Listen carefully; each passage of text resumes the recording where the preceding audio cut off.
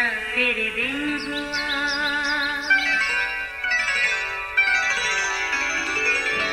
नया फिर दिन हुआ, पुरानी रात का करे सो शुक्र हम खुदा की जात का, खुदा की जात का नया फिर दिन हुआ। आज की आयत। लोगों ने यशवा से कहा, नहीं बल्कि हम खुदावंद ही की परस्तश करेंगे। फिर यशवा ने लोगों से कहा, तुम आप ही अपने गवाह हो कि तुमने खुदावंद को चुना है कि उसकी परस्तश करो। यशवा 24 बाब 21 और 22 आयत। अजीज़ों, इसमें शक नहीं कि हर सड़क का इख्तिताम कहीं ना कहीं ज़रूर होता है। जिस रास्ते पर इंसान चल पड़े उसकी कोई ना कोई मंजिल ज़रूर होती है। बनी इसराइल को भी मुल्क मिस्र से निकले कई बरस हो चुके थे। अगरचे उनका ये सफ़र 40 दिन का था, मगर उन्होंने अपनी बुड़बड़ाहट की बदौलत इस सफ़र को 40 साल के तवील अरसे तक कर दिया। मूसा अब तक वफ़ात पा चुका था। अब खुदा के हुक्म से उसका जानशीन यशवा कौम की राहबरी करते आगे बढ़ रहा था। कई कठिन मरहलों और जंगों के बाद आखिरकार खुदा ने उन्हें वो सारा मुल्क दिया जिसके उनके बाप दादा को देने की कसम उसने खाई थी, और वो उस पर काबिज होकर उसमें बस गए। अजीज़ों, ये महज लफ्ज़ी बात नहीं थी कि उस मुल्क में दूध और शहद बहता है, बल्कि कलाम मुक़द्दस में लिखा है कि खुदावंद तेरा खुदा तुझको एक अच्छे मुल्क में ले जाता है। वो पानी की नदियों और ऐसे चश्मों और सोतों का मुल्क है जो वादियों और पहाड़ों से फूट कर निकलते हैं। ऐसा मुल्क जहाँ गेहूँ, जौ, अंगूर, अंजीर के दरख्त और अनार होते हैं, जहाँ रोगनदार जैतून और शहद भी है, और यहाँ रोटी बाकसरत है और किसी चीज़ की कमी नहीं। अजीज़ों, खुदा के कहे के मुताबिक उस मुल्क में पत्थर भी लोहे हैं और पहाड़ों से तांबा भी निकलता है। खुदा ने कहा था कि तू खाएगा और सैर होगा, और उस अच्छे मुल्क के लिए जिसे खुदावंद तेरा खुदा तुझे देता है उसका शुक्र गुजार लाएगा।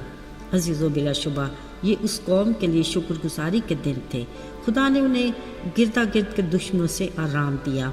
अब यशवा भी उम्र रसीदा हो चुका था, सो उसने लोगों से अपने अलविदाई पैगाम में यूँ कहा कि तुम खूब हिम्मत बांध कर जो मूसा की शरीयत में लिखा है उस पर चलना और अमल भी करना, उससे न दाएं मुड़ना और न बाएं।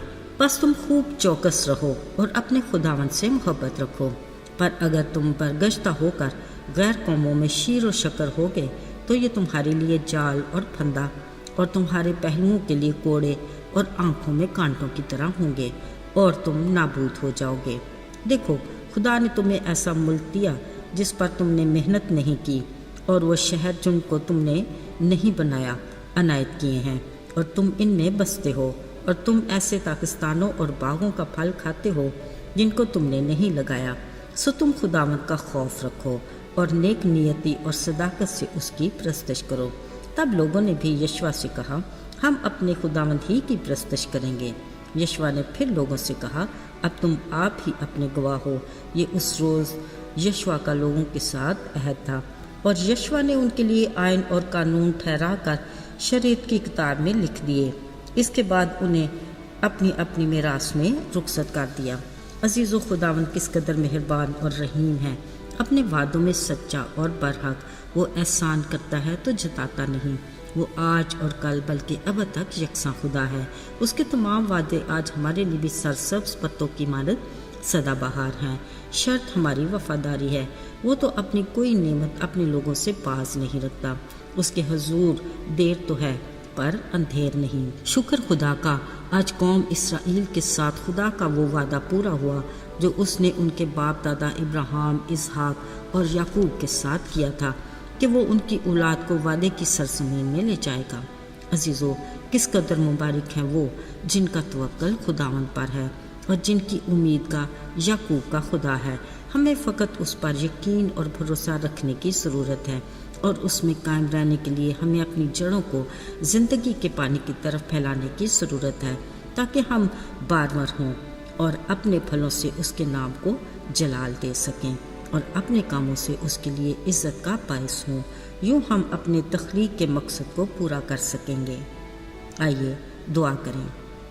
رحیم اور مہربان باپ، ہم تیرے وعدوں کے لیے شکر گزار ہیں جو ہماری زندگی میں پورے ہوتے ہیں۔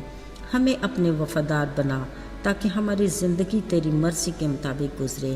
ہمیں دلیری عطا کر تاکہ ہم تیرے نام کی گواہی دے سکیں اور بہت سوں کے لیے برکت کا باعث ہوں۔ یسوع کے مقدس اور مبارک نام میں مانگتے ہیں، آمین۔